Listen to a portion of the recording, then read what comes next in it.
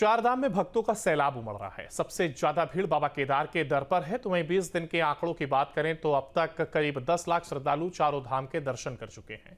माना जा रहा है कि इस बार भक्तों का रिकॉर्ड पिछले आंकड़ों को पीछे छोड़ देगा और केदार धाम में अब तक 4 लाख से ज्यादा भक्तों ने दर्शन किए हैं, जबकि बद्री विशाल के दर पर 2,12,489 से ज्यादा यात्री दर्शन कर चुके हैं। गंगोत्री धाम में यह आंकड़ा 1.5 लाख के ऊपर पहुंच गया है। मतलब यहां 1,55,718 भक्त दर्शन कर चुके हैं। यमुनोत्री धाम में अब तक 1,68,000 से ज्यादा श्रद्धालु पहुंचे हैं। इतना ही नहीं, शासन प्रशासन भी हर हालात पर नजर बनाए हुए है।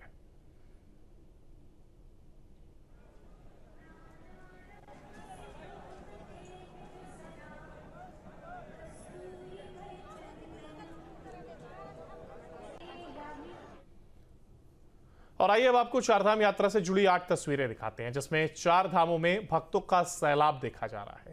ये तस्वीर आप देख रहे हैं। इसके साथ ही व्यवस्थाओं को भी इसमें दिखाया गया है। हेली सुविधा जहां उपलब्ध है तो वहीं पंजीकरण भी जोरों पर चल रहा है। केदार धाम में टोकन सिस्टम से श्रद्धालुओं को दर्शन कराए जा रहे हैं ताकि किसी को दिक्कत का सामना ना करना पड़े। वहीं घोड़े खच्चर की भी निगरानी की जा रही है। जानवरों में फैलने वाले वायरस को लेकर के भी अलर्ट जारी किया गया है।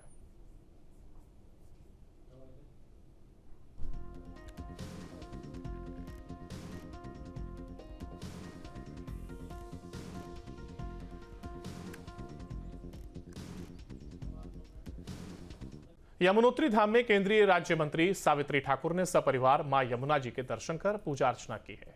यमुनोत्री मंत्री समिति और स्थानीय लोगों ने यमुनोत्री धाम आगमन पर उनका स्वागत किया और इस दौरान उन्होंने प्रधानमंत्री भारत सरकार से केदारनाथ धाम की तर्ज पर यमुनोत्री धाम के कायाकल्प की भी मांग की है। तो यमुनोत्री धाम में जहां पूजा अर्चना इस दौरान की गई उनके द्वारा, तो वहीं इसके साथ ही सपरिवार मां यमुना जी की पूजा अर्चना के लिए वो यहां पर पहुंचे और पूजा अर्चना कर आशीर्वाद प्राप्त किया है। यमुनोत्री धाम में पूजा अर्चना इस दौरान उनके द्वारा की गई है और इसके साथ ही कायाकल्प की भी मांग उन्होंने की है। प्रधानमंत्री भारत सरकार से केदारनाथ धाम की तर्ज पर यमुनोत्री धाम के कायाकल्प को लेकर के उन्होंने इस दौरान मांग की है, जो कि नजर आई। और ये परिवार के साथ यहाँ पर उन्होंने जहां स्नान किया तो इसके साथ ही आशीर्वाद प्राप्त किया है। धारचूला में आदि कैलाश ओम पर्वत यात्रा मार्ग पर मलबा आने से रास्ता बंद हो गया है। रास्ता बंद होने से दोनों ओर वाहनों की कतार लग गई। आदि कैलाश यात्रा के लिए श्रद्धालु जो कि जा रहे थे वो फंस गए हैं। सड़क को खोलने की प्रयास में टीम जुट गई है और ये तस्वीर आप देख रहे हैं, धारचूला से तस्वीर सामने आई है। सड़क जाम होने के चलते जहां एक और लंबी कतार वाहनों की नजर आई, तो वहीं इसके साथ ही लगातार प्रयास जारी है कि रास्ते को खोला जा सके और फिर से आवाजाही को सुगम बनाया जा सके। इसी को लेकर के प्रयास जारी है। तो वहीं श्रद्धालु जरूर यहां पर जो यात्रा के लिए निकले थे वो फंस गए हैं। यात्रा में यात्रा मार्ग पर मलबा आने के कारण लोगों को थोड़ा दिक्कतों का सामना यहां पर करना पड़ा है।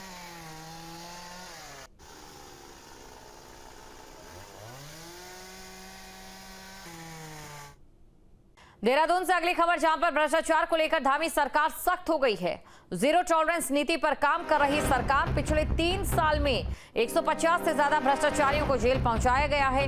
आईएएस और आईएफएस अधिकारी भी भ्रष्टाचार के मामले में जेल भेजे गए।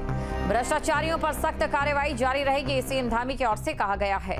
तो जीरो टॉलरेंस नीति पर काम कर रही है सरकार। पिछले 3 साल में 150 से ज्यादा भ्रष्टाचारियों को जेल पहुंचाया गया है। पिछले 3 साल में 150 से ज्यादा भ्रष्टाचारियों को जेल पहुंचाया गया। आईएएस और आईएफएस अधिकारी भी भ्रष्टाचार के मामले में जेल भेजे गए हैं। तो भ्रष्टाचारियों पर सख्त कार्रवाई जारी रहेगी। सरकार का समूल नाश करना ये हमारा संकल्प है और इस संकल्प को लेकर हम आगे बढ़ रहे हैं, क्योंकि राज्य हमारा ये देवभूमि है। देवभूमि में सभी व्यवस्थाएं पारदर्शी तरीके से चलनी चाहिए, पारदर्शी शासन होना चाहिए, भ्रष्टाचार मुक्त होना चाहिए। उसको लेकर ये अभियान हमने प्रारंभ किया है और ये अभियान और तेज़ गति से चलेगा। जहाँ भी शिकायतें मिलेगी उसके लिए हमने 1064 टोल फ्री नंबर की व्यवस्था की है। हमारा जो विजिलेंस डिपार्टमेंट है उसको जो है रिवॉल्विंग फंड भी हमने उपलब्ध कराया है, जिससे कि उनको अपने काम करने में किसी प्रकार की परेशानियां ना हो। आगे जहाँ भी और इस प्रकार की शिकायतें आएंगी, जनता की अपेक्षाएं जहाँ हैं वहाँ पर इस प्रकार की कार्रवाइयाँ तेज़ी से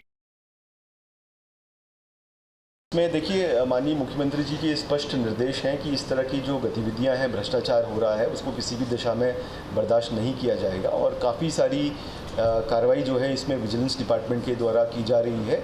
और कल भी माननीय मुख्यमंत्री जी ने ये निर्देश दिए थे कि इस कार्रवाई को सतत रूप से जारी रखा जाए और इसमें और तेज़ी और इसको और प्रभावी ढंग से किया जाए। भ्रष्टाचार में लिप्त अधिकारियों और कर्मचारियों पर धामी सरकार का शिकंजा कसता जा रहा है। कल भी रुड़की में तहसीलदार के पेशकार को 10,000 रुपये की रिश्वत लेते हुए विजिलेंस ने रंगे हाथों गिरफ्तार किया। 4 दिन पहले देहरादून में एक दरोगा को 1 लाख रुपए की रिश्वत लेते हुए गिरफ्तार किया गया।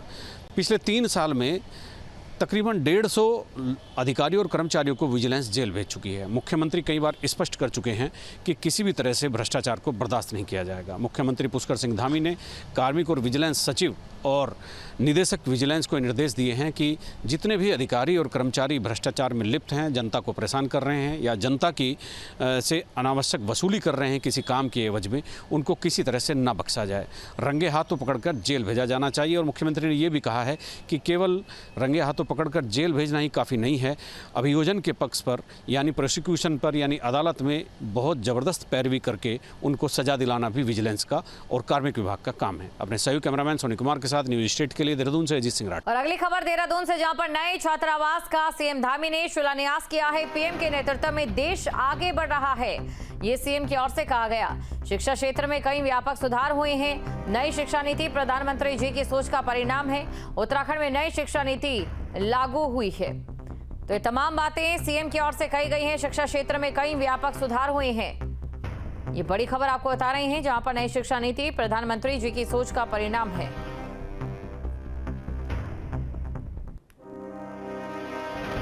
बहनों, आदरणीय प्रधानमंत्री श्री नरेंद्र मोदी जी के नेतृत्व में आज हमारा देश शिक्षा के साथ साथ अन्य क्षेत्रों में भी तेजी से आगे बढ़ रहा है। जिसमें शिक्षा के क्षेत्र की अगर हम बात करें तो उसमें व्यापक सुधार किए जा रहे हैं। नई शिक्षा नीति भी हमारे आदरणीय प्रधानमंत्री जी की महान सोच का परिणाम है। मुझे खुशी है कि हमारी प्रदेश सरकार ने देश में सर्वप्रथम नई शिक्षा नीति को लागू करने का निर्णय किया। आज हमारे प्रदेश में जहां एक और 141 पीएम श्री विद्यालय, नेताजी सुभाष चंद्र बोस आवासीय विद्यालयों का निर्माण किया जा रहा है, वहीं प्रदेश के 13 जनपदों के 500 विद्यालयों में वर्चुअल क्लासरूम की व्यवस्था भी की गई है। साथ ही क्वालिटी एजुकेशन सुनिश्चित करने के लिए सभी सरकारी विद्यालयों में एनसीईआरटी की पुस्तकें अनिवार्य कर दी गई हैं। हम उत्तराखंड के सरकारी और अशासकीय स्कूलों के 6वीं से लेकर 12वीं कक्षा तक के मेधावी छात्र छात्राओं को मुख्यमंत्री मेधावी छात्र प्रोत्साहन योजना के माध्यम से प्रत्येक माह छात्रवृत्ति प्रदान कर रहे हैं।